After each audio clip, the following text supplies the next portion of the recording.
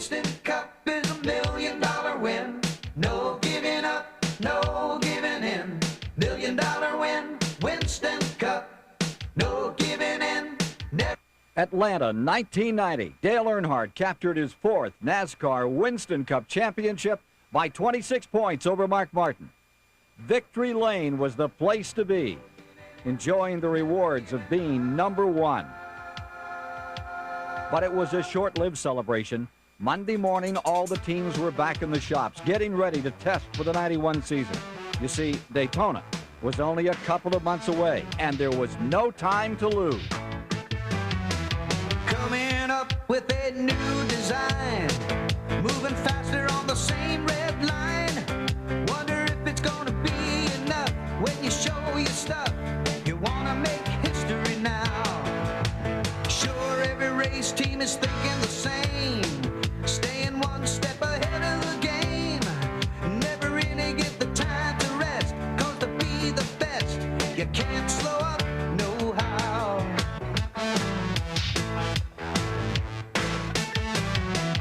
Hook up the trailer, stow the gear, pack it up for a brand new year. All the glory that makes the news, win or lose, gonna make history now. Crank up the rigs, load the cars on, season's starting, it's time to get it on. Time to get out there and show what you got, give your best shot, gonna make history now. Make history. 11,000 miles of competition lined up and ready to win. What's it gonna take to last the year, coming out on top in the end? Takes a special kind of breed with the power and the speed, reaching for the victory. Only one thing in mind, #1 across the line, reaching for the victory. You will never know the strength of heart when the lights are green, the engines start. But all agree in the fact, every driver on the track is reaching for the victory. It's a well-known fact, every driver on the track is reaching for the victory. Winston Cup is $1 million win, reaching for the victory. No giving up, no giving in. The first chapter of the 1991 season opens at Daytona. And when the green flag drops, it's Davey Allison leading the way. Defending Winston Cup champion Dale Earnhardt starts 4th and begins his move to the front. In turn 4, he dives under Ernie Irvan to take over 2nd and set sail after pole sitter Allison. With car number 12, Hut Strickland, tucked in behind, Earnhardt drops low, takes over the lead, entering turn 1. Once again, the black Chevrolet shows its heels to the field. A flat tire forces Brett Woodines' Buick onto pit road. In turn 2, Rick Wilson tangles with Greg Sachs. Both drivers keep their battered machines up against the wall and out of harm's way. Sachs is a driver of one of the 5 cars representing the 5 armed forces. The project was conceived by R.J. Reynolds as a tribute to the servicemen and women of Operation Desert Storm. With the green out again, it's Allison's Thunderbird and Earnhardt's Lumina at the front of the field. Earnhardt leaves no doubt he's come to Daytona to win, but he's keeping his eye on the rearview mirror. Working there, a strong running Ernie Irvan in the Kodak Chevrolet. Irvan serves notice his outside pole qualifying speed is no fluke. Bill Elliott hits pit road early. Earnhardt continues to set the pace as the field follows in tight formation. Jimmy Spencer, the number 98 Chevrolet, suffers engine problems. The oil from Spencer's engine triggers a chain reaction, sending Sammy Swindell, Jimmy Means, Ted Musgrave out of control.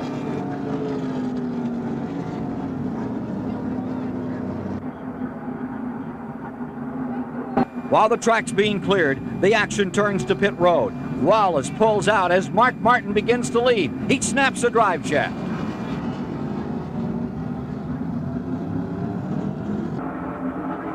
As racing resumes, a surprising Hut Strickland is on the point. Car 73, Phil Barkdahl loses it, sliding down the front tri-oval. The force of the wind explodes the front windshield out of the car.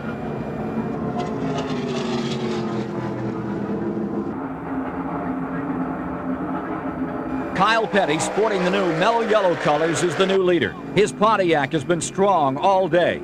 The front stretch claims another victim. Hut Strickland spins coming out of turn 4. The car's okay. He'll be back. Michael Waltrip's Pennzoil Pontiac is forced behind the wall after dropping a piston. Another one out of turn 4. Jeff Bodine and Jimmy Sauter. Bodine's Ford takes a wild ride through the grass. Richard Petty brings out yet another caution. Any hope for an 8th Daytona 500 is gone.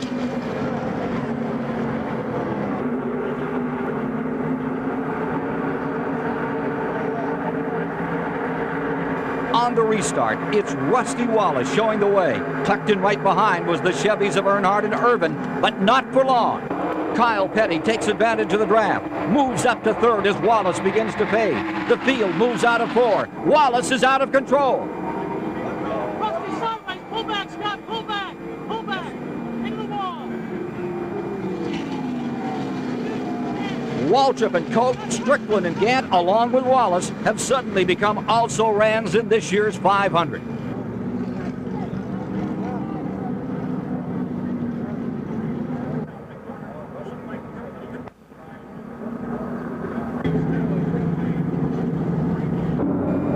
Less than 10 laps to go. Ernie Irvan wastes no time as he moves to the front. Earnhardt and Allison battle side by side, fighting to hold on to the draft of the Kodak Chevrolet. Waltrip tries to nurse his battered car to the finish, finally gives up. Turn 2, it's Earnhardt and Allison, and Kyle Petty with no place to go.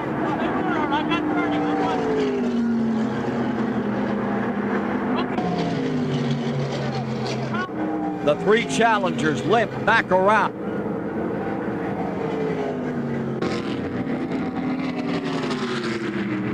A stunned Kodak crew looks on as Ernie Irvan takes the checkered flag under caution for the biggest victory of his career.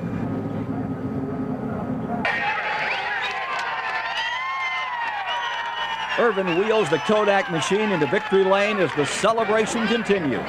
Winning stock car's biggest prize is every driver's dream. Well, you know, it's one of them deals that I've always dreamed of the Daytona 500, but it was never even actually any kind of thought of reality. But, you know, we unloaded down there to test, and the car was fast the whole time, and, you know, reality started sinking in. You know, we're going to have a car that's going to be competitive. We ran the Busch Clash, ran real good in it, you know, in 2nd in the first one and 7th in the next one. Things started clicking. I'm starting to think, man, we got a shot at this. Run 2nd in the 125 to Earnhardt. Was really a little quicker, and him just couldn't get by him. And, you know, I knew if we could get our car handling come Sunday for the 500 that we were going to be in good shape. And, you know, it took a lot of luck because we definitely weren't in the position to win if cautions hadn't have felt like they did. But we had the fastest race car all day, and fastest car doesn't always win, but it prevailed that day. And, you know, it was probably the most exciting thing that'll ever happen to me in my life.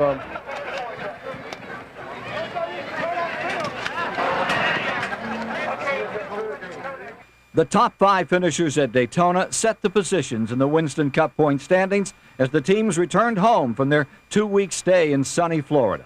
The 1991 season was well underway and off to a surprising start as the teams prepared for Richmond. In less than a week, the freight train superspeedway drafting and precision driving changes to a fender rubbing, paint swapping, short track battle. A cold, gray, dreary day greeted the hardy Virginia fans. The Fords of Davey Allison and Alan Kowicki start up front, with Rudd and Brett Bodine right behind. Dale Earnhardt, starting 19th after a poor qualifying run, begins his move to the front. Pulling alongside Rick Mast, the two come together, and Mast ends up with a head-on view of the competition. The Fords of Kowicki and Allison are in a battle of their own. Kowicki searching for a sponsor, determined as is Davey Allison to keep their cars up front.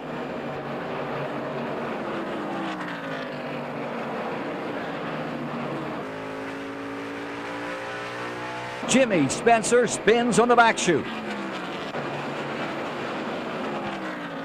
Kowicki pits for tires. He's penalized for stopping over the front line of his pit stall. It proves to be a costly error. Rookie contender Bobby Hamilton and Joe Ruttman collide in turn 4, and Derek Cope is once again in the wrong place at the right time.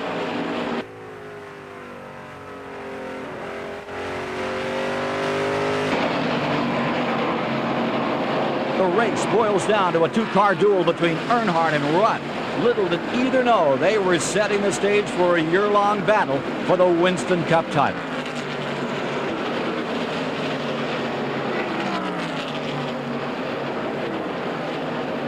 Earnhardt holds the front spot.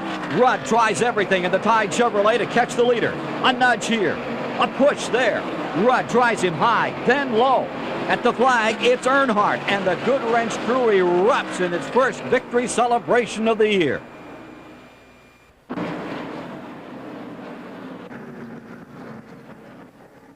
Earnhardt's win, worth nearly $68,000, pushes him into the point lead, while Rudd moves to second, just 22 points behind. Sterling Marlin falls to third, just 5 points behind Rudd. Rockingham, the third race of the young season. A track still damp from a morning's thunderstorm lays in wait. Kyle Petty leads the field down for the start. Kyle, who had dominated and won from the pole in this race last year, 1990, starts again on the pole. The heat is on, and it doesn't take long to see that crew chief Gary Nelson has the mellow yellow Pontiac set up right for this race too. With Petty at the front of the field, points leader Dale Earnhardt tries to come from midfield to win his sponsor's own race, but he pushes a bit too hard, slapping the wall on the second turn.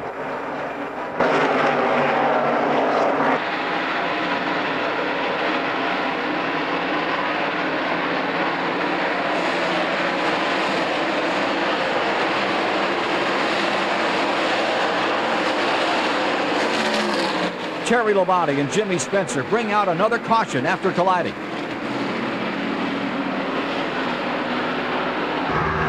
Kyle continues to lead, while his father and Harry Gant tangle in a second turn melee that collects 71 Marcus and Jeff Purvis.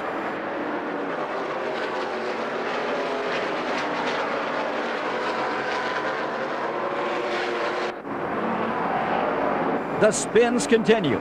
Mike Skinner loops it.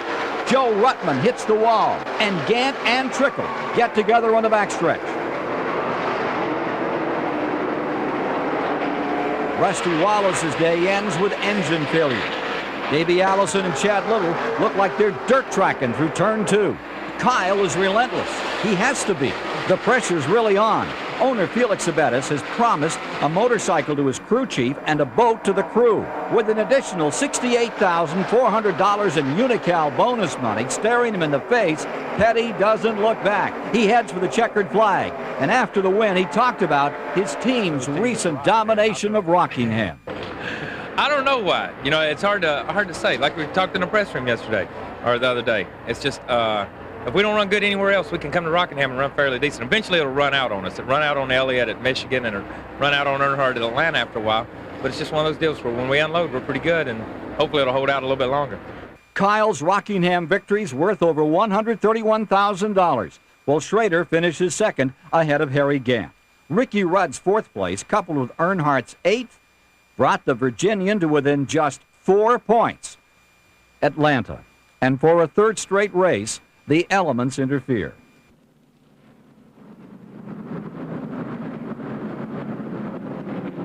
The start is delayed while the track is dry.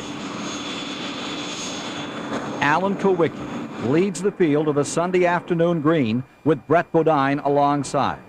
Kowicki had gained a one-race sponsorship for this event from the Hooters restaurant chain after he'd won the pole.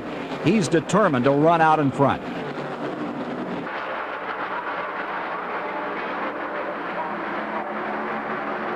But Sterling Marlin has other ideas. He flashes to the front in Junior Johnson's Maxwell House Ford.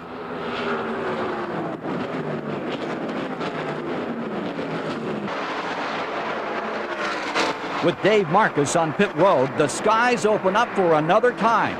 and this time forced the race to be continued on Monday.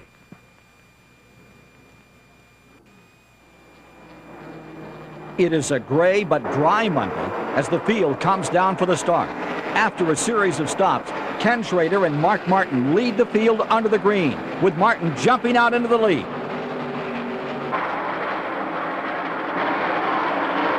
The action's furious behind the Folgers Ford, and Davey Allison spins between turns 3 and 4. The field scatters.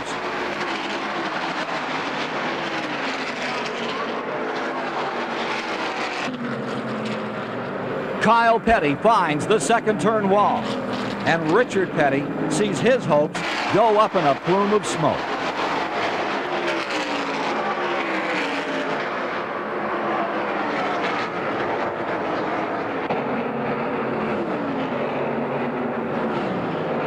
Late race pit stops by Bill Elliott and Dale Earnhardt play into Schrader's hands. The Kodiak Chevrolet driver, using a smaller carburetor in a gamble for fuel economy, sees it pay off with victory.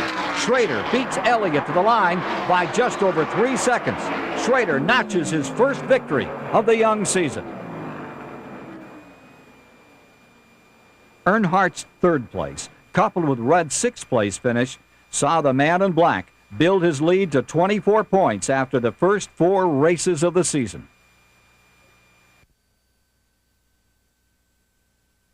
The Winston Cup point system's designed to reward teams for consistency.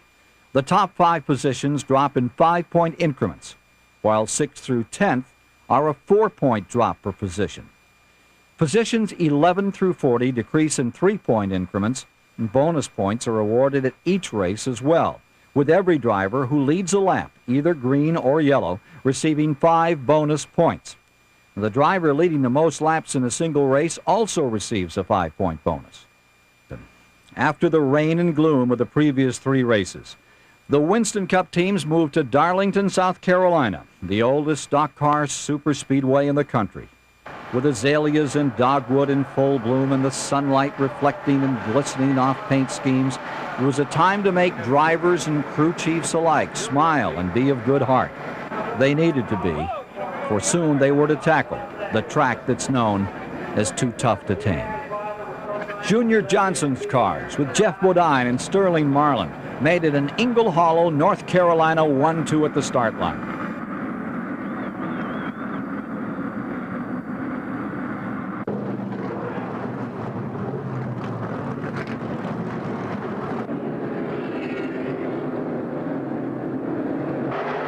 On the green flag, Bodine and Marlin storm into the first turn.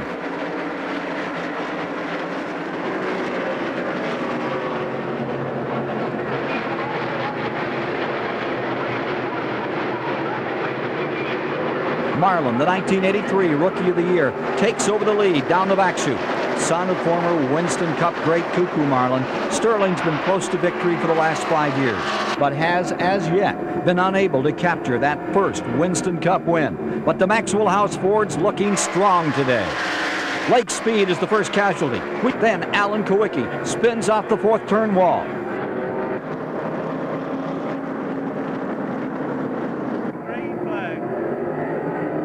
On the restart, Marlin maintains the lead, but his challengers are coming. Michael Waltrip and Jeff Bodine start their move to the front, while Dale Earnhardt positions the familiar black Chevrolet in 4th. Darlington continues to live up to her nickname. Dale Jarrett and Harry Gant tangle in the 3rd turn, collecting Dave Mader and Chad Little. Little and Gant struggle around a pit road. Their hopes for victory finished for the day.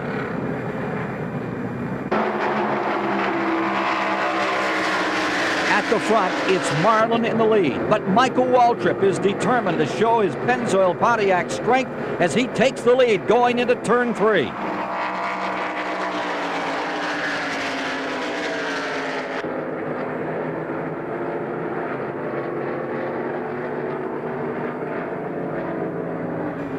Troubles continue for others in the field. Richard Petty tags the wall.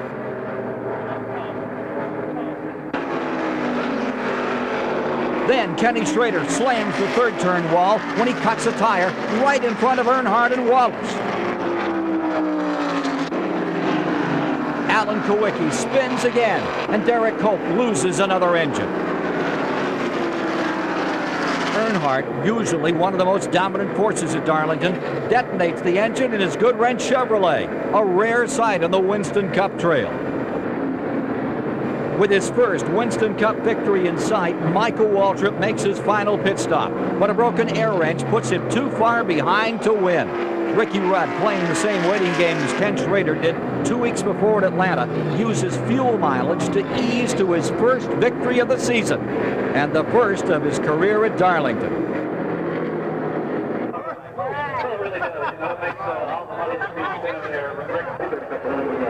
Win makes him the 5th different winner in as many races to win early in the Winston Cup season.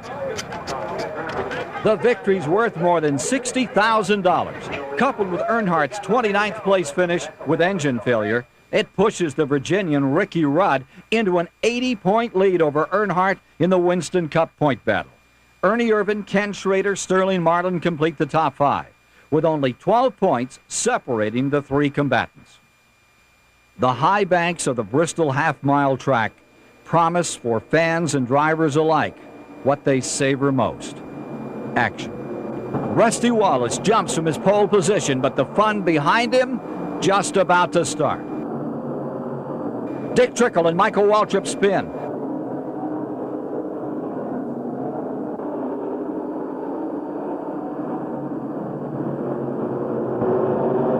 Then it's Dale Earnhardt's turn, and Sterling Marlin joins in. Blake Speed gets a nudge. He collects the wall. Davey Allison gets loose with Ken Schrader, Rick Mass, and Mark Martin getting the worst of it. Derek Cope hammers the wall. Then Bill Elliott.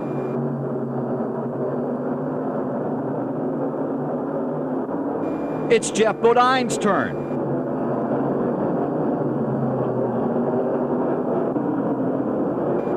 And how about Kyle Petty? Alan Kowicki tries to knock down the first turn wall. Richard Petty tries just as hard, and he collects Jeff Bodine. Mickey Gibbs and Chad Little exchange sheet metal. They collect Michael Waltrip. Darrell Waltrip is next with a little help from Davey Allison.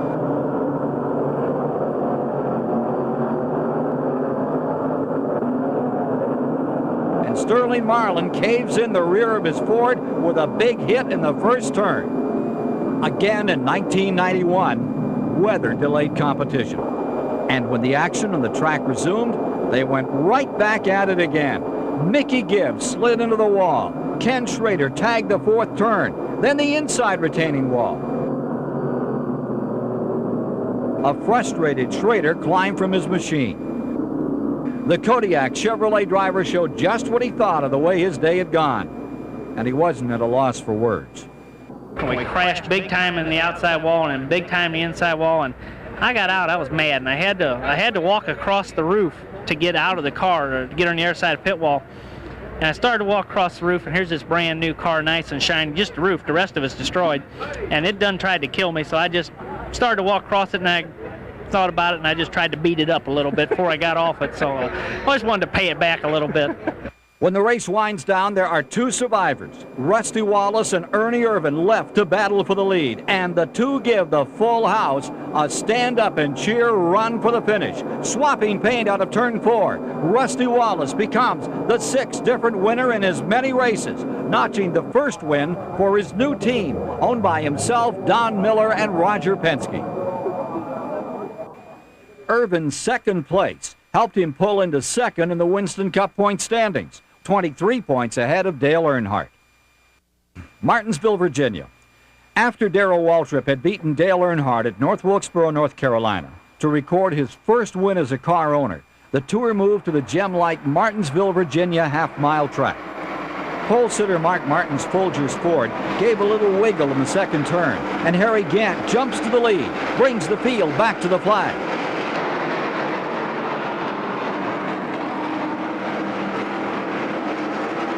There's no question that Davey Allison has one of the fastest cars in the field. He battles with Ernie Irvan for 2nd place. Davey spins in turn 2, goes from the front of the field to the back. Now Allison shows just how good his Robert Yates' own Thunderbird is on this day. It's an awesome display, reminiscent of years past when his father Bobby staged some of the best battles in Winston Cup history. Today, Davey Allison's the class of the field as he brings de Havilland Ford back to the front. Even Dale Earnhardt has nothing for Davey, who forges back to the lead past Earnhardt.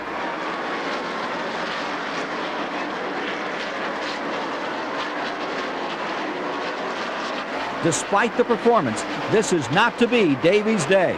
Allison's right front tire goes flat, and as he heads for the pits, Alan Kowicki is left with nowhere to go, and Davey's chances for victory are over. Rusty Wallace is KO'd again with engine failure, and the battle for victory comes down to Kyle Petty and Dale Earnhardt. Petty has always run well at Martinsville, but Earnhardt is not to be denied as he pulls away here. Ricky Rudd has engine problems late in the race and fades back to 11th spot. Earnhardt going on to win his second race of the young season by more than 3 seconds.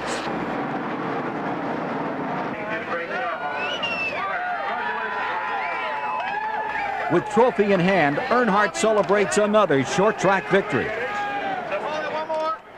He uses the win to climb back into second place in the standings, closing the gap on Rudd to just 42 points.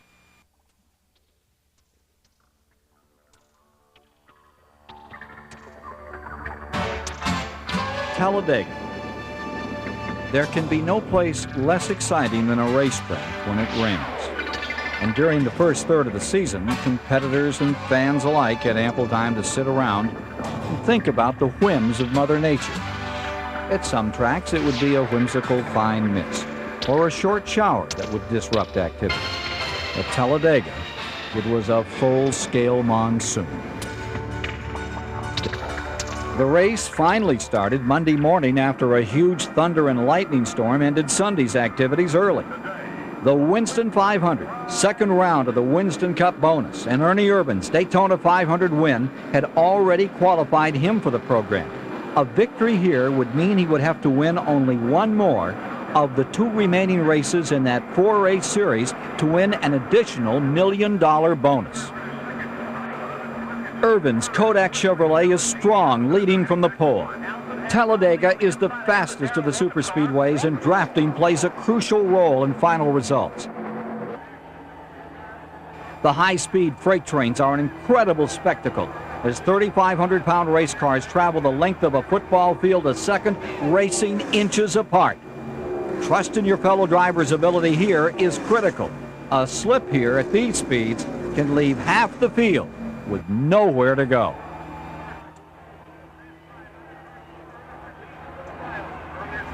Down the back straightaway, Kyle Petty slips past Ernie Irvan to take the lead. Davey Allison latches onto the draft and moves to second.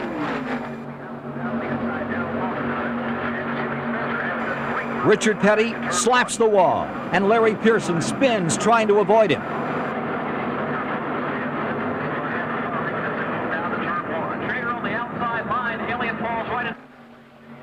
Petty's day is over.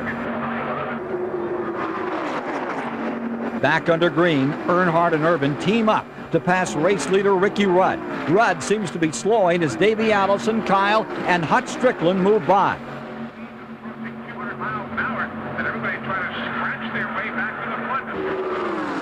As the race wears on, Rudd pits. The crew dives under the hood. One slip at Talladega can cause chaos, and it happens. Total devastation on the backstretch.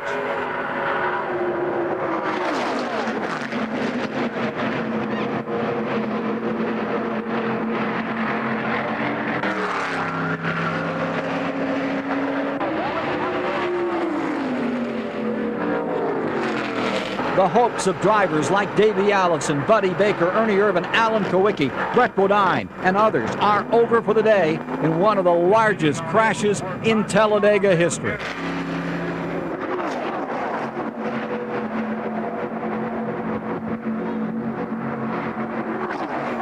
When the race resumes, Earnhardt and Darrell Waltrip prepared as the field's fastest. They run together.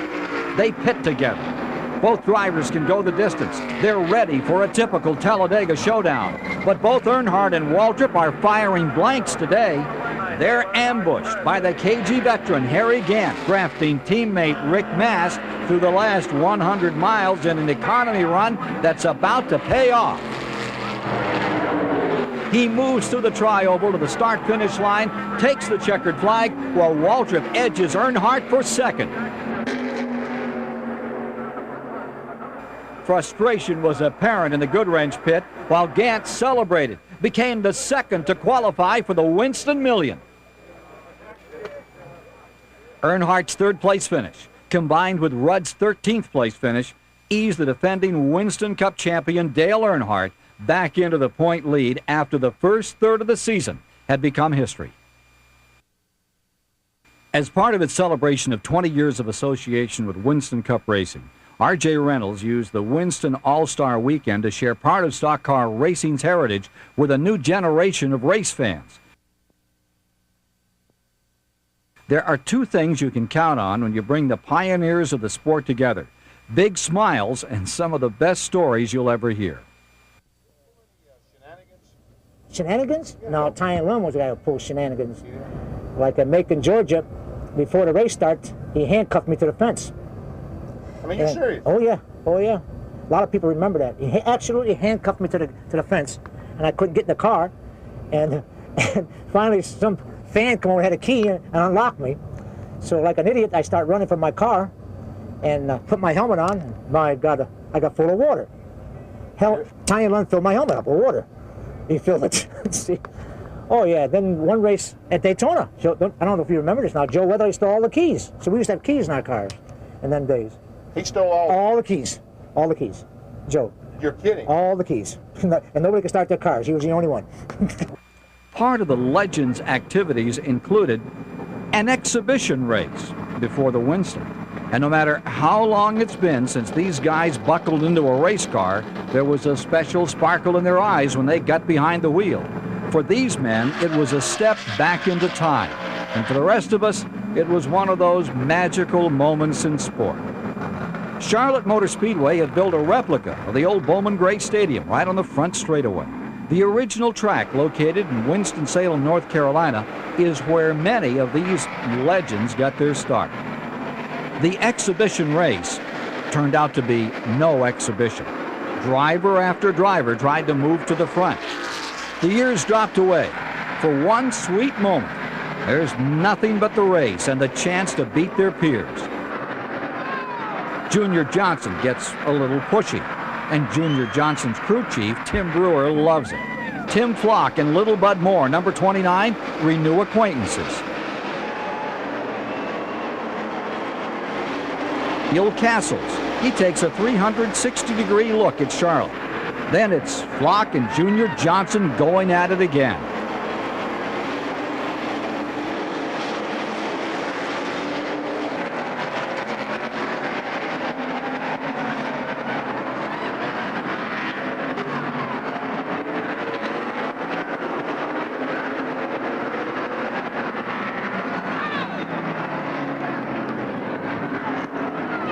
Donnie Allison tries to make it 3 abreast on a 2-lane track.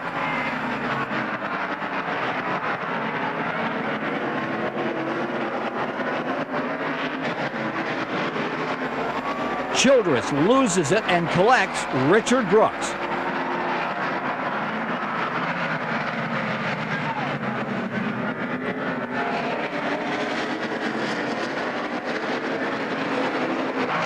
Cale Yarborough has his familiar Holly Farms yellow car at the front, but a menacing Elmo Langley beats and batters his way to challenge Cale for the lead.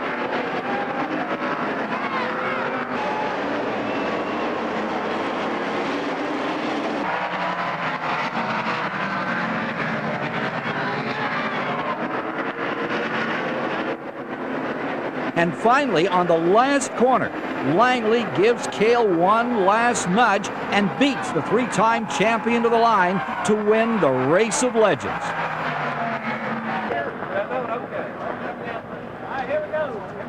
Langley visits victory lane in a moment he'll never forget as all the legends share the podium with him. And old Elmo Langley won't be the only one here who remembers this day. It's time for the modern-day warriors to strut their stuff. It's the Winston, a special non-points race with more than $800,000 at stake for winners of previous Winston Cup point events. From flag to flag, this year's running of the Winston belongs to Davey Allison. With Ken Schrader finishing second, Bill Elliott third, there's no question that this weekend, Allison holds the keys to the fastest car on the track.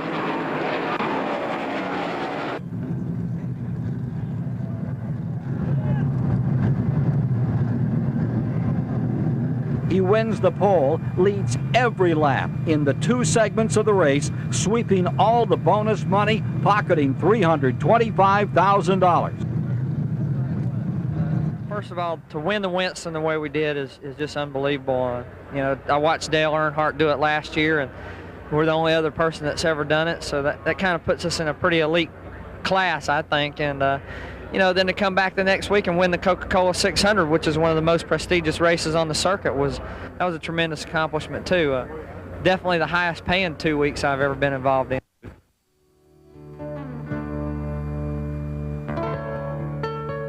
Three generations of Allisons stand together in victory lane. It's what stock car racing's all about, winning and sharing the victory with those you love and care for.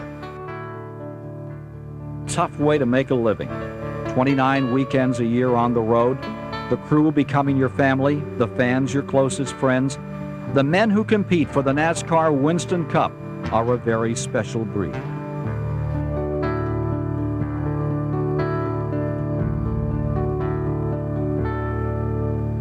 Behind the part of me, living fast and free, there's a certain kind of love that keeps me going. From a proud and determined team to loyal fans who follow the dream, family ties that touch my very soul.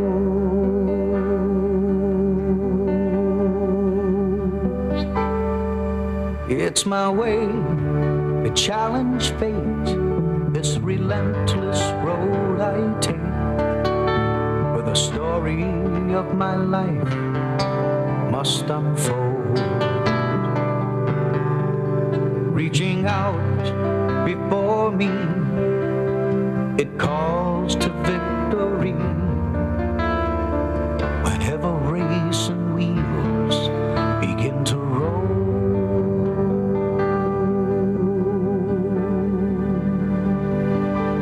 so roll, racing wheels, roll, racing wheels, roll, racing wheels, roll, racing wheels, roll.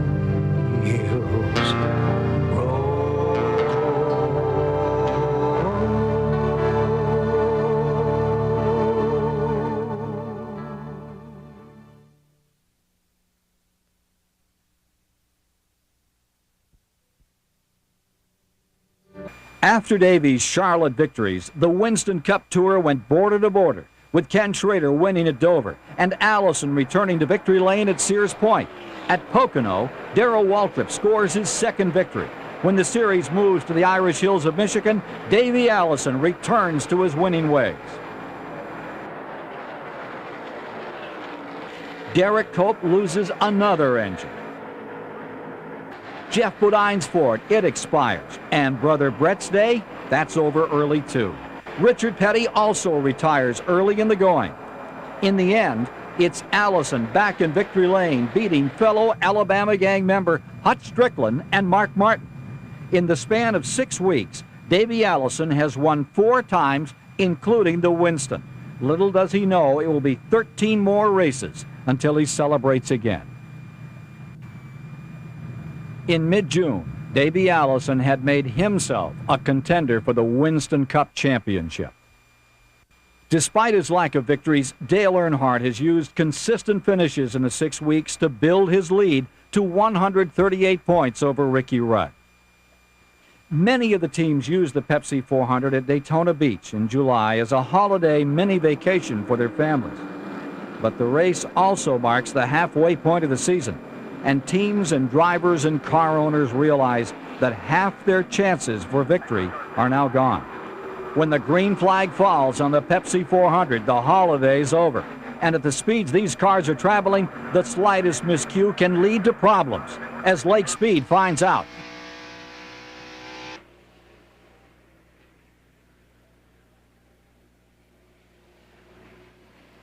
There's just no room for error. A bump or a nudge can result in disaster. Darrell Waltrip takes one of the meanest rides ever seen at Daytona.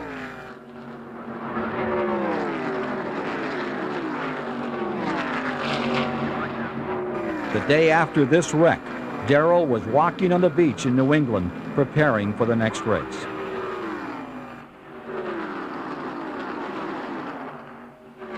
Chances for victory have been few for Bill Elliott in the last year, and when opportunity knocks, Elliott opens the door wide, this time beating Jeff Bodine to the line. The blazing Florida sun has taken its toll on the Georgian, but victory is his. Earnhardt has gained a few more points on Ricky Rudd, but Allison's midsummer surge has brought him to 5th in the point standings. Pocono International Raceway, one of the most unique tracks on the Winston Cup Tour. Triangular in shape, the track combines the speed of the superspeedway with the flat turns of a short track. And its triangular shape makes it the only track of its kind in the world. It may be very wide, but drivers can find trouble here. Ask Michael Waltrip. The racing's always fast and furious at Pocono. The slightest mistake, particularly at the front of the field, can spell disaster for those behind. Drivers find themselves with nowhere to go.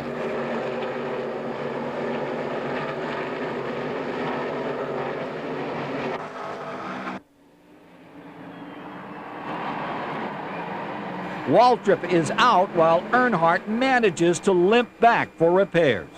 With the skies threatening rain, Rusty Wallace and Ernie Irvin battle for the lead with Mark Martin watching for a mistake. Finally, the rains come. Wallace wins the shortened race. The last 2 races have not been kind to Darrell Waltrip.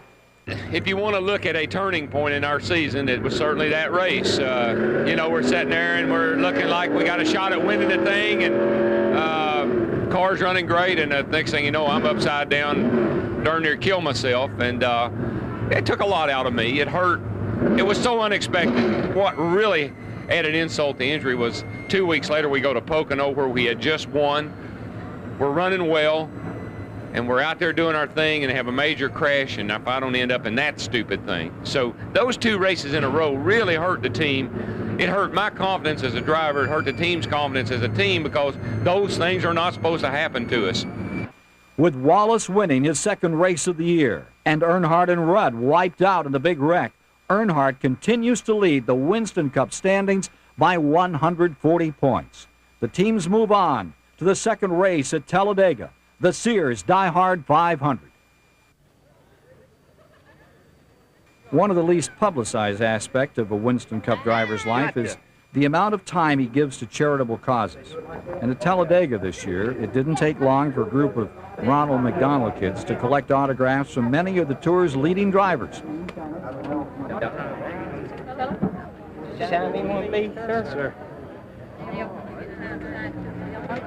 It's a special day when the kids get to meet their superheroes right up close in person, walking through the garage area, sharing a few moments with them, seeing those cars right up close. Hard to tell who enjoyed it more. As most race fans will tell you, when you leave a racetrack, you feel you've made a friend.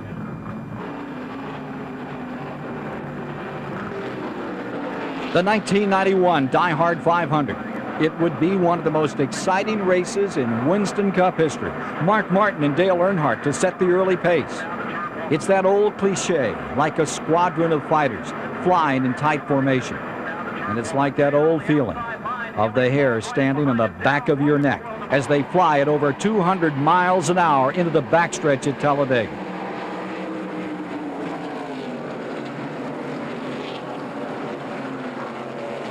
Wally Dallenbach sees his day end early.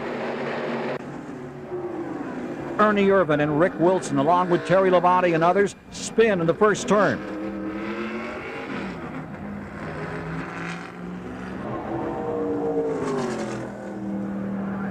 Jeff Bodine and Hut Strickland come together and keep their cars up against the wall. Rick Mast has a different perspective on race retirement.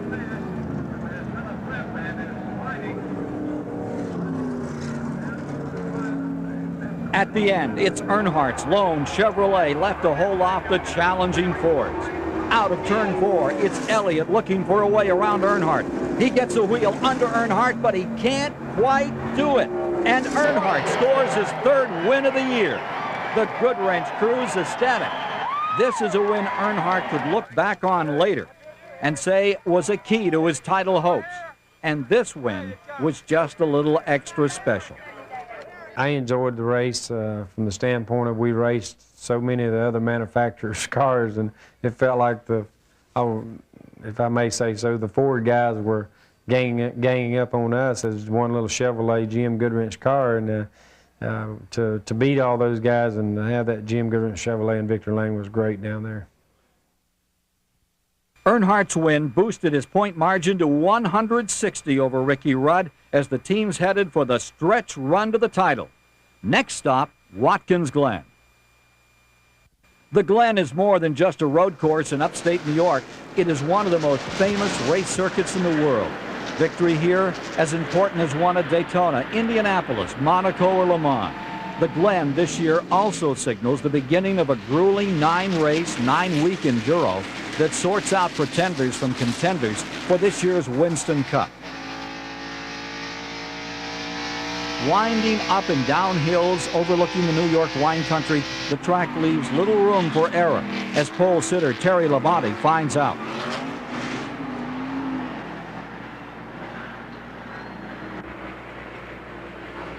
At times, there is room to dodge obstacles suddenly put in your path. Other times, no room at all, as hometown favorite Jeff Bodine finds out. Just 90 miles away is Rochester, the home of Kodak. When Ernie Irvan has a chance to win in front of thousands of his sponsors' and employees, he's not about to let Mark Martin edge past.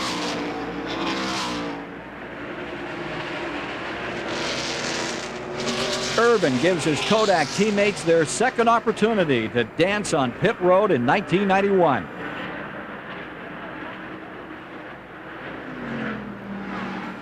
Ricky Rudd's second place, combined with a 15th by Earnhardt, enables Rudd to chop 52 points off the lead and close to within 108 of Dale Earnhardt. Just an hour west of Detroit, Michigan International Speedway has a little extra significance for every team owner. This race gives bragging rights to the winning manufacturer for the next year, and everyone brings their best to Michigan.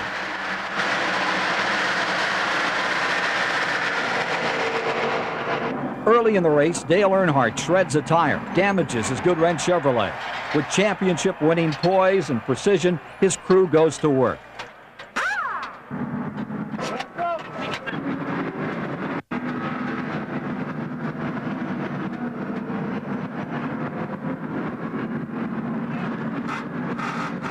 Every team has its ups and downs in the season, but the Richard Childress crew knows what it takes to be a champion. They just don't give up. If there's any way this car can be fixed, they'll get it back on the track. Repairs are made, Earnhardt returns to the action. He's lost 6 laps. He'll finish 24th, losing more points to Rudd, but he's still in there with a solid run to 11th place.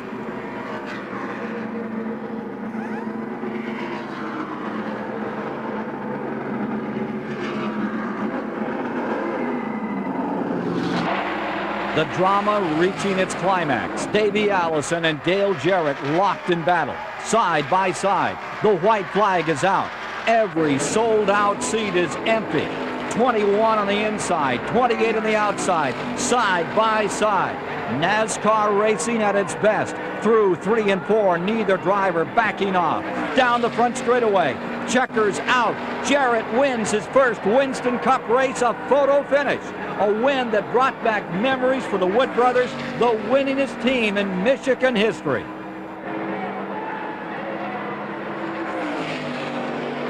Earnhardt's lead in the standings shrinks to 69 points, while Davey Allison climbs to third, just 58 behind Ricky Rudd. The night race at Bristol is always an action-packed show.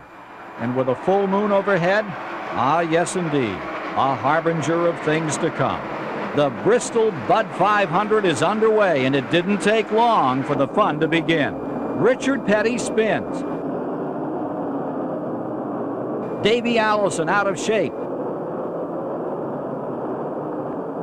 Michael Waltrip smacks the concrete.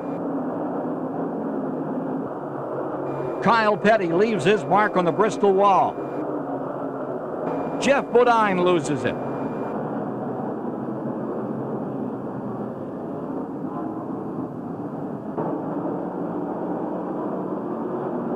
Here's Hut Strickland collecting Ernie Irvin.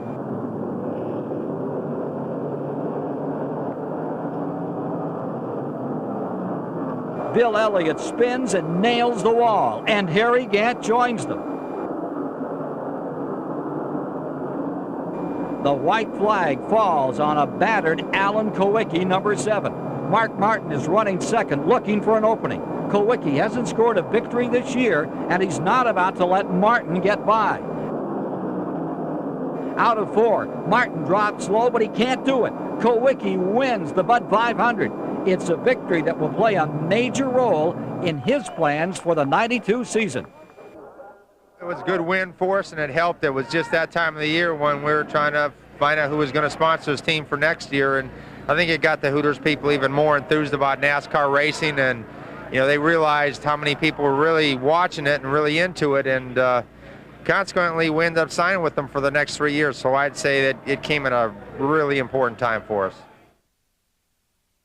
The battle for the Winston Cup's getting tighter. Ricky Rudd picks up 9 more points to close within 60 of Dale Earnhardt. Darlington. The Heinz Southern 500 at Darlington is one of the most prestigious races on the circuit. And when the Tour rolls into South Carolina for the Labor Day Classic, victory is on everyone's mind. Kyle Petty returned to the action after recovering from a broken leg in the Winston 500. And Dale Earnhardt was looking for his 3rd consecutive victory in this very special race. But there were a few other drivers who have winning on their minds.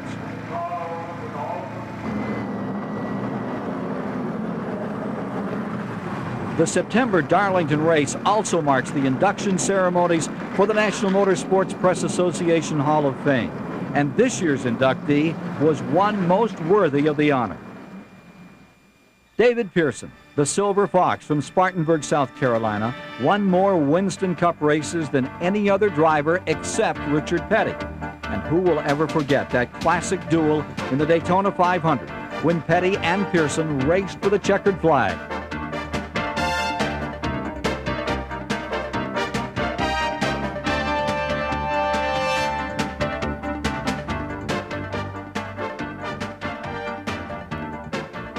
Pearson was able to limp across the line to win one of the most exciting races in NASCAR history. On the track, Pearson was known as a very cool customer. Off the track, though, it was a different story. Long time ago, back in the early days when David Pearson and Bobby Isaac were real competitors on a racetrack, and Bristol, Tennessee had just opened, the half-mile racetrack in Bristol. There were a lot of bushes and stuff still growing up in the infield going down the backstretch off into turn 3. Well, back in those days, you just qualified whenever you were ready. You could go out and make a run early in the afternoon or late or whatever. Well, Pearson went out real early. They got a cloud cover, and he went out, and the track was cool, and he thought he'd get the pole. Ran a real good lap, and then a little bit later, Bobby Isaac was out practicing, and David realized he was running quicker than he was and was going to beat him out of the pole. So when Isaac got ready to qualify, Pearson went over in the backstretch out across the infield and hid in those bushes. When they gave Isaac the green flag, he came off turn 2 and down the backstretch, and David stepped out of the bushes and started waving, for whoa, whoa, whoa. So Isaac, obviously comes out of the throttle, slows down, pulls on pit road, and wants to know what's going on. The NASCAR people said nothing. Said, your qualifying run's over. Said, man, you stopped. He said, no. Said, somebody come out on the racetrack and waved me down. And he found out later it was David Pearson, and obviously Pearson got the pole, but Isaac got a tire tool and went looking for David, and David hid in a pickup truck for about 2 hours to keep away from Bobby Isaac that day. That was kind of wild. That was one of the few times Pearson ever hid from his competitors. He was one of the true greats in stock car racing history.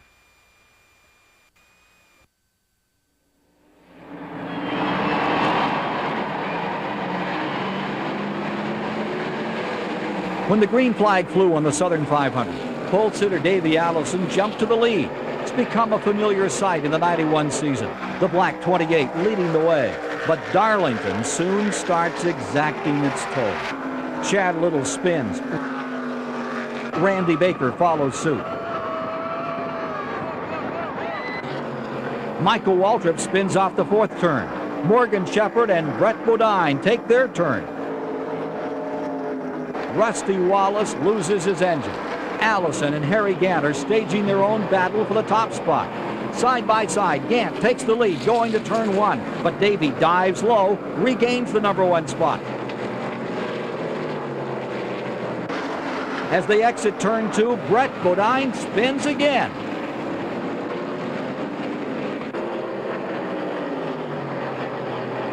Allison appears the fastest car in the field, and then a sticking throttle linkage causes problems. He taps Michael Waltrip, sends him into a spin.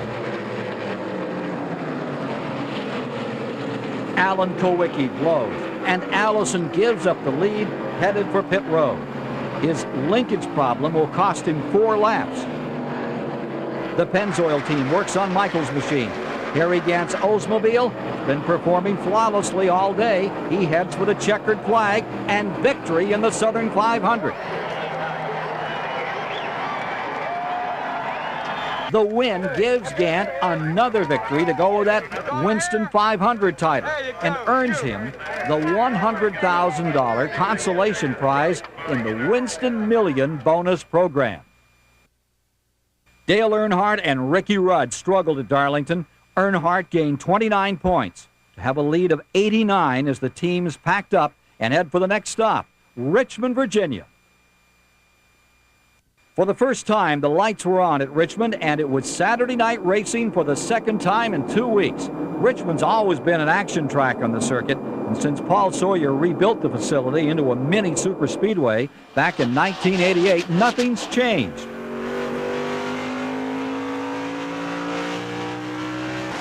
Dale Jarrett was the first to have his hands full with a little help from Jimmy Spencer.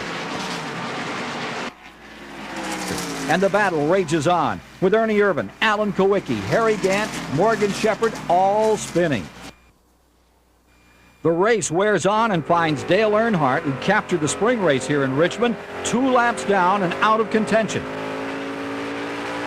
Battling back, Gant catches Allison. The side-by-side battle ends with Gant powering his way to the front. Back in the field, the action was everywhere. Ken Schrader tries to use a little bump and run to clear a path. This night belongs to Harry Gant. The 51-year-old contractor notches his 2nd straight Winston Cup victory, beating Davey Allison by just 4 car lengths. Rusty Wallace has a good run, finishing 3rd. A happy Harry Gant and crew celebrate in victory lane. Ricky Rudd's strong 5th place finish, 6 spots better than Earnhardt, brings the Winston Cup point standings closer, with just 64 points separating the two after the battle under the lights in Richmond, Virginia. 500 laps of the Dover Mile is enough to sap the strength and endurance of any driver, and on a humid September day, it can be one of the hardest tests on the Winston Cup Tour.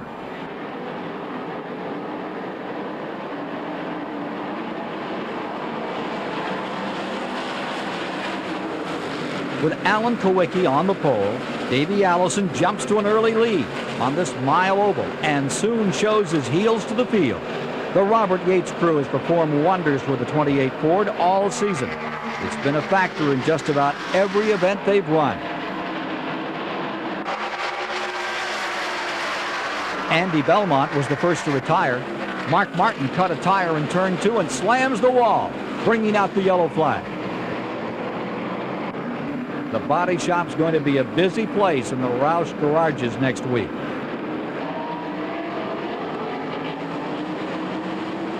When the green flag falls, Allison continues to lead the way. Like every super speedway, there's little room to dodge when things happen at the front of the field. Chad Little and Jeff Bodine get together. Suddenly, the backstreet becomes a high-speed junkyard. 16 cars are involved.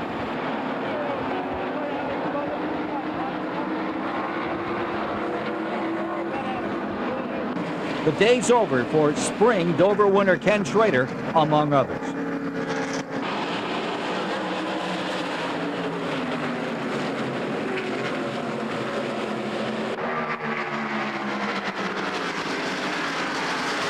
The day looks to be Allison's. He's the only leader after the first 100 laps are run. Steve Perry and Ted Musgrave tangle.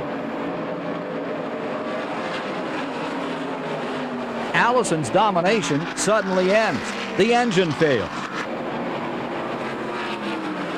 The battle was left to Harry Gant and Alan Kowicki as Rusty Wallace tried to unlap himself. Gant trying to make it 3 in a row. Ricky Rudd is brought into the pits, given a stop-and-go penalty. In turn 3, it's Kowicki and Wallace.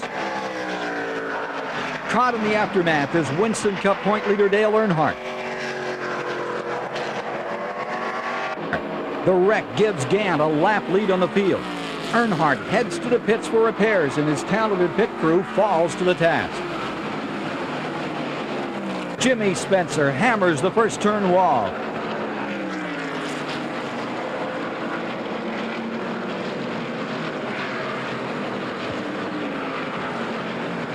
Earnhardt returns to competition, 53 laps off the pace.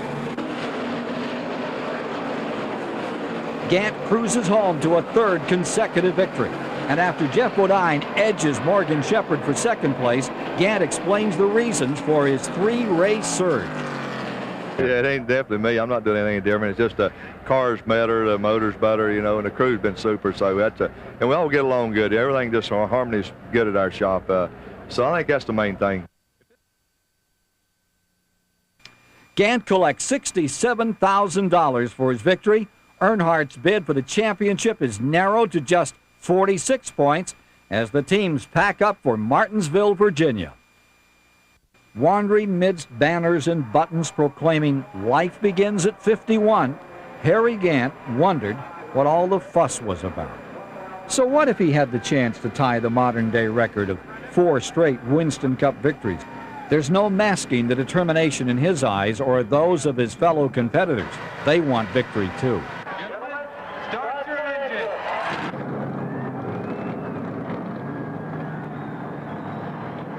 Pole sitter Mark Martin with Brett Bodine alongside leads the field off the line.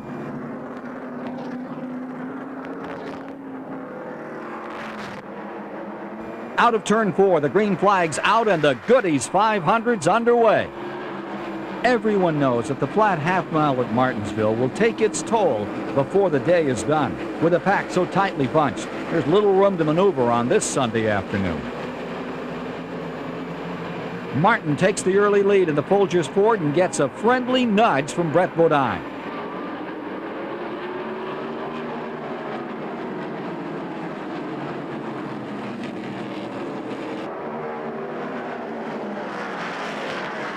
Martin extends his lead as Rudd moves into 2nd. Chad Little spins in turn 4. Rudd gives up 2nd place the hard way. Derek Cope loops it on the front chute. And Richard Petty creates excitement of his own. Davey Allison takes a long slide, coming to rest against the wall. Rick Wilson and Cope tangle. With 373 laps in the record book, Harry Gant's up front and leading on the restart. Wallace, Earnhardt, and Shepard in hot pursuit as the field moves down the back chute.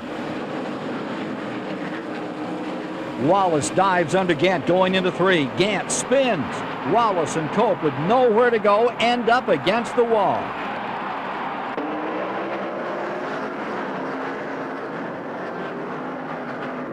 Gant's quickly into the pits. The crew goes to work on the damaged front end. There's no time to be gentle here. Hit it with a hammer, pull out anything that's rubbing, and get him back on the track.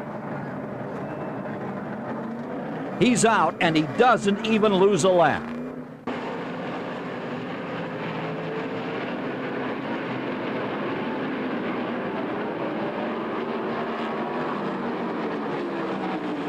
With Ernie Irvan and Mark Martin at the front, Gant begins his charge back through the field. He passes Ken Schrader. Gant's on the move. Kyle Petty and Rick Mast lean on each other through turn 2. With the laps grinding down, Gant chases down leader Brett Bodine and Ernie Irvan. As Bodine pulls away, Gant moves to the outside of Irvan.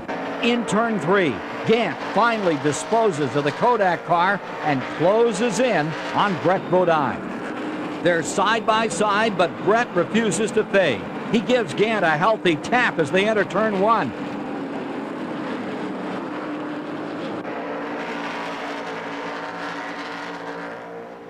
Gant's not to be denied. He drops low and finally gets by on the inside and begins to ease away from Bodine. With the crowd urging him on, Gant makes his final turns and takes the checkered flag. With his 4th straight victory in hand, Gant joins an elite group. Cale Yarborough, Darrell Waltrip, Dale Earnhardt as the only drivers to win 4 straight Winston Cup races since 1971.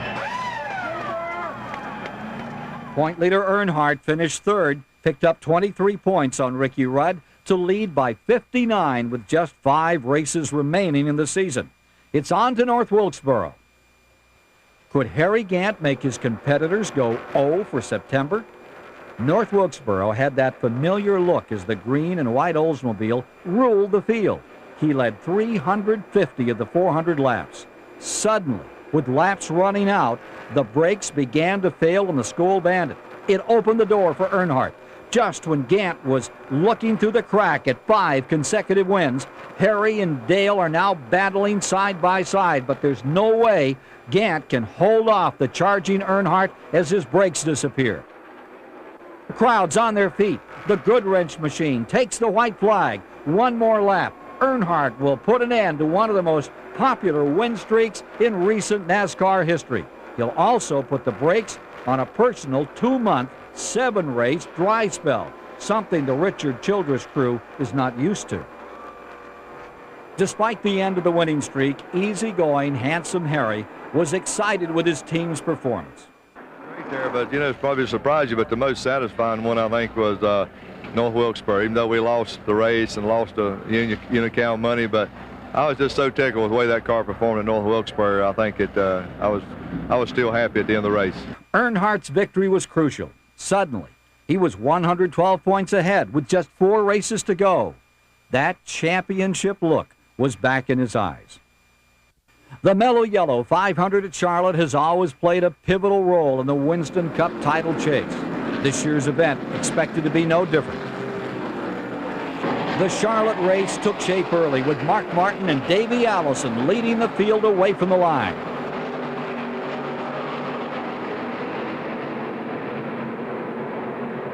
As they roar through turn 2, Waltrip's in trouble.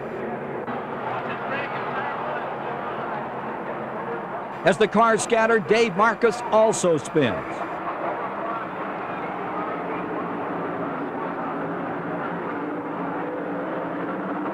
Dorsey Schrader makes an early exit as the Trop Arctic Pontiac has trouble.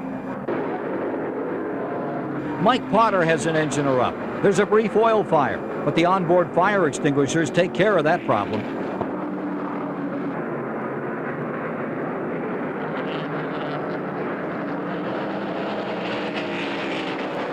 On the restart, Martin and Allison continue to show the way.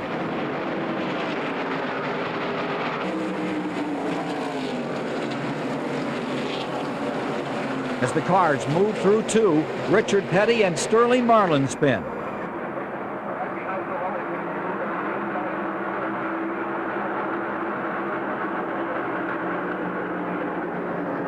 That's all she wrote for popular Kenny Schrader.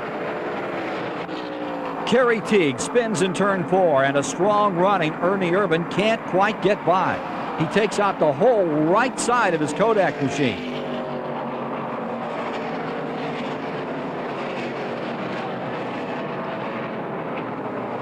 Hut Strickland's day comes to an early end. With 150 miles to go, Marcus, Morgan Shepherd, Derek Cope, Ricky Rudd get together in the third turn.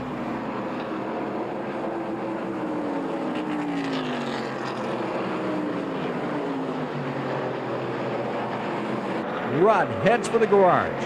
His hopes for his Winston Cup title apparently end right here for the year. But all is not lost. Earnhardt's in trouble, losing the engine in his Chevrolet. For Ricky Rudd, the championship is still up for grabs. Allison is running away from the field, while Earnhardt climbs out knowing that he's just lost a golden opportunity to clinch the title. Allison is forced to pit for fuel in the closing laps. It's a quick stop, but it hands the lead to the Budweiser Ford of Jeff Bodine. He'd stretched his fuel for the last 114 miles, and as he enters the last lap, his gauges are reading empty. Bodine sputters under the checkered flag as Davey Allison can only watch in frustration. He knows he had the quickest car, but fast doesn't always mean first.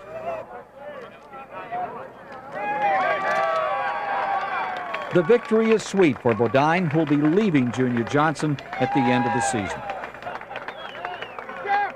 Rudd and Earnhardt's problems left them stalemated, with Dale gaining 26 points, that 25th place finish. He enters the final 3 races of the season with a 138-point lead. October in the Sand Hills of North Carolina means more than just another race. It's time for the Unocal World Championship Pit Crew Competition, and a time for the teams to shine.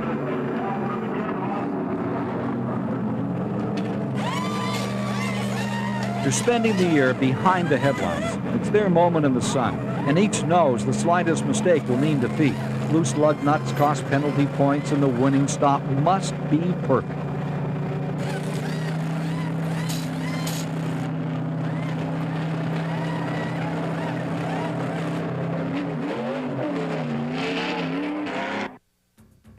Like warriors, they gird for battle.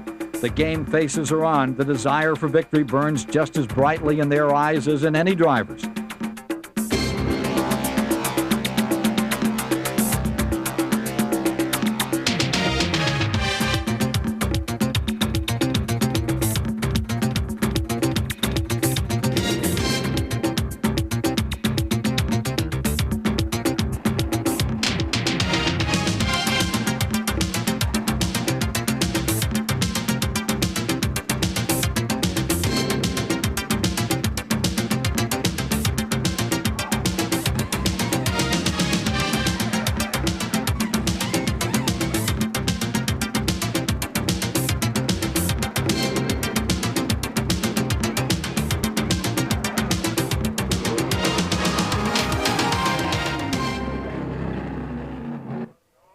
Here's a look at that winning pit stop.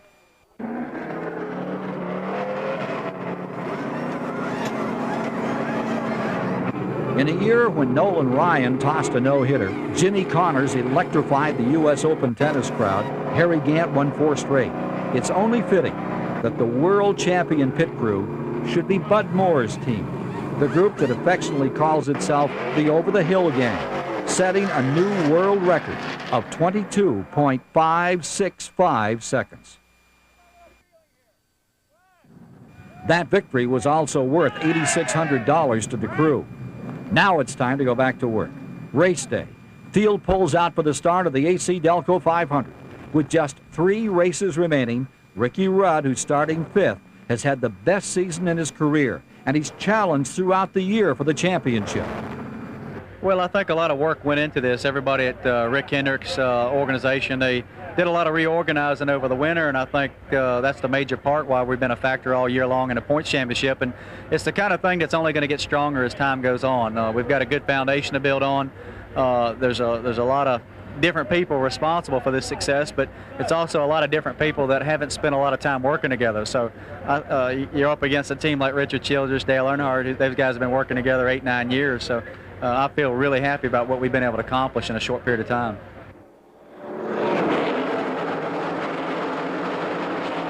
On the pole once again at Rockingham, it's Kyle Petty, and right from the start it looks like another runaway win for the mellow yellow Pontiac.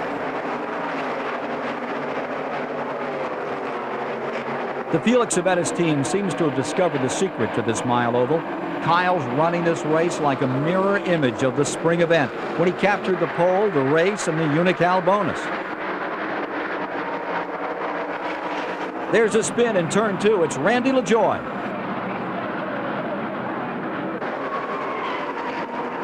The 98 car of Jimmy Spencer takes a long slide. LaJoie is trouble in turn 2 again, and this time he takes Ernie Irvan with him.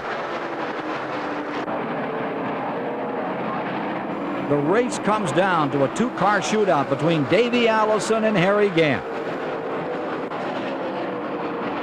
Winston Cup contenders Dale Earnhardt and Ricky Rudd are not factors today. Earnhardt running 7th, Rudd 15th. Gant, who's built a 10-second lead over Allison, makes his final stop and the crew goes to work. How important are these precision pit stops? Well, this one costs Harry Gant the race. An air wrench breaks, and he's forced to sit on pit road an additional 12 seconds.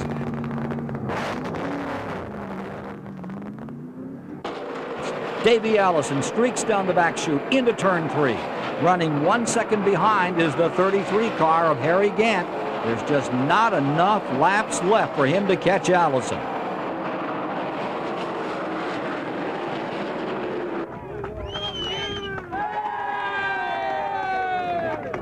The win was the season's 5th for Davey and his first since winning at Michigan back in June.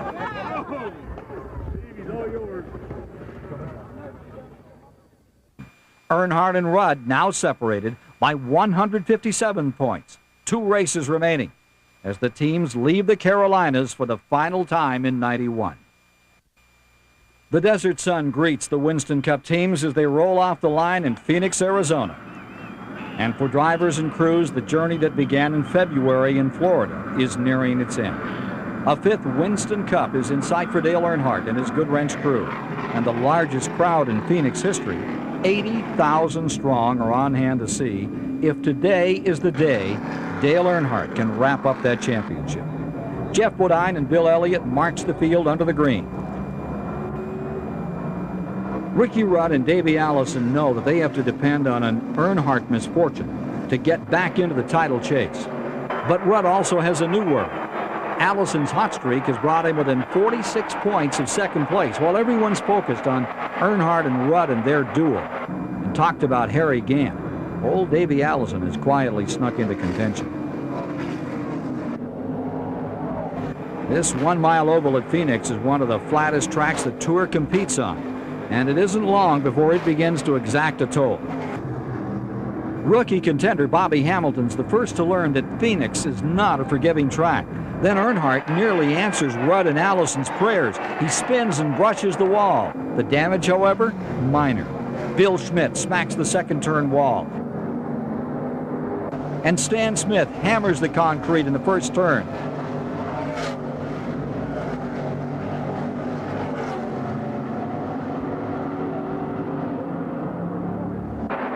A multi-car crash litters the front stretch.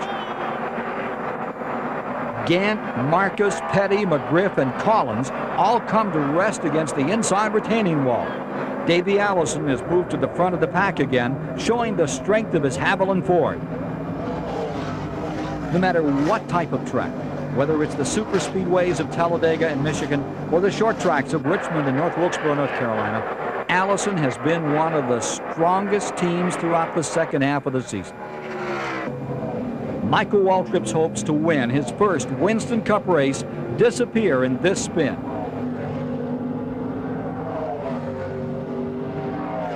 Ricky Rudd, running 11th, struggles with an ill-handling machine as he fights desperately to hold off Allison and gain on Earnhardt.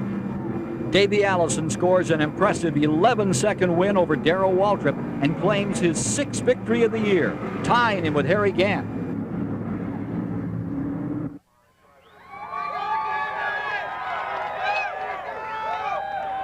But more importantly, it moves him past Rudd into second place in the standings by a slim 9 points. But the real winner, Earnhardt. With 156 points in hand, Dale now merely has to start his Chevy at Atlanta to lock up his 5th career Winston Cup.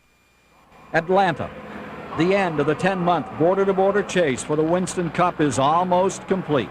The Hardee's 500 will mark the final checkered flag of the 1991 season. The long quest for the title nearly over. Drivers are ready for the season to end. They're already preparing for 92. Earnhardt only needs to start the race to win the 1991 Winston Cup. But the 5th championship holds a lot of meaning for this second-generation champion. Something that I race for and the team races for each year is winning races, but the championship's what we're there for. We're there to win the races, but we want to win that championship at the end of the year, to be the Winston Cup champion, to take good riddance there, our sponsors, and everybody involved. It's fun to race. It's great to win. It's not so fun to run second. We want to be the champions. Davey Allison, a study of quiet intensity, is looking for a 7th victory and a way to keep Rudd out of second place in the final standings. In the Earnhardt pit, the crew stands ready for the command to fire the engines. As the field rolls off the line, the celebration's about to begin. The Fords of Bill Elliott and Jeff Bodine lead the field to the start. As the green flag falls, Dale Earnhardt becomes only the 2nd man to win 5 Winston Cup titles. Still too shy of Richard Petty. The day's a wrenching one for pole sitter Bill Elliott. It's the final time he'll sit in a car owned by Harry Melling. Ending a 10-year association with a Michigan industrialist, he wants nothing more than to win at home in their final race together. But Mark Martin, Davey Allison, and Atlanta's mile-and-a-half oval have other ideas. Michael Waltrip wallops the second turn wall. Mike Wallace follows suit in the number 52 car, as does Kenny Schrader. Martin and Earnhardt wrestle for the lead as Dale returns to midseason form. The Folgers Ford is just a little bit more on this day as he finally moves by Earnhardt. The 1991 season comes to a crunching halt for Rusty Wallace.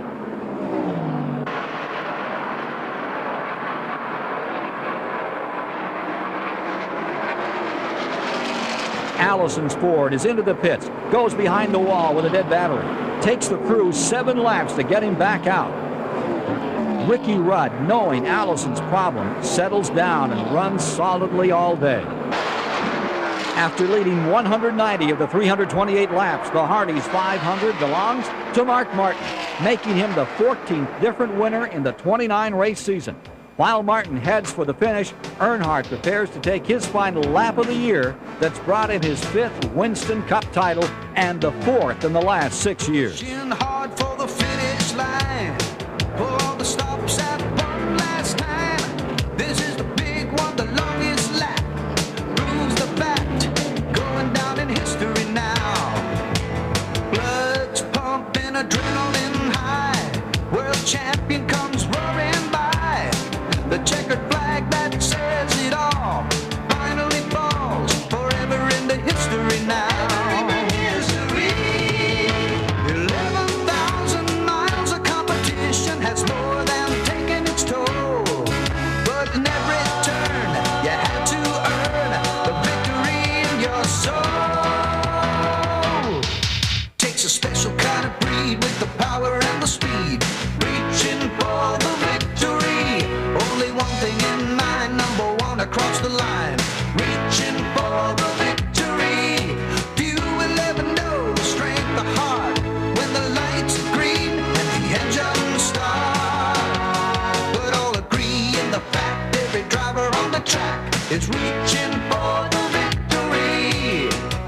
For Dale Earnhardt and his Goodwrench crew, the end of the season and another Winston Cup represented another challenge conquered, and already he's thinking about 1992.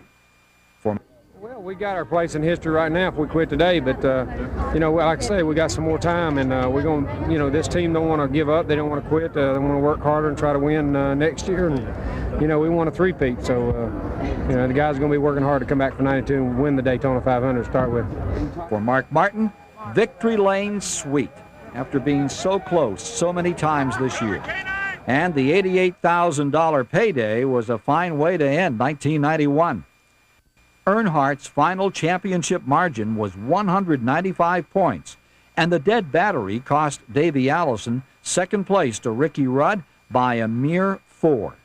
Harry Gant was fourth, Ernie Irvin fifth, while the top 10 was completed by Mark Martin, Sterling Marlin, Darrell Waltrip, Ken Schrader, and Rusty Wallace. But the headline to the season, 1991, the Winston Cup belonged to Richard Childress and his team. And the 11,000-mile quest for that title was history. With 5 championships in hand, Earnhardt knew that Daytona was just over the horizon, the one he's never won, and that his quest for a 6th Winston Cup would begin there in only a few weeks.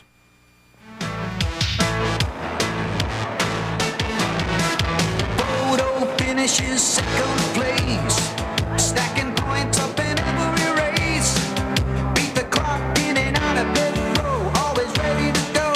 We're talking about history now. You wonder how they make it through it all. Spinning smoke and dreams hitting the wall.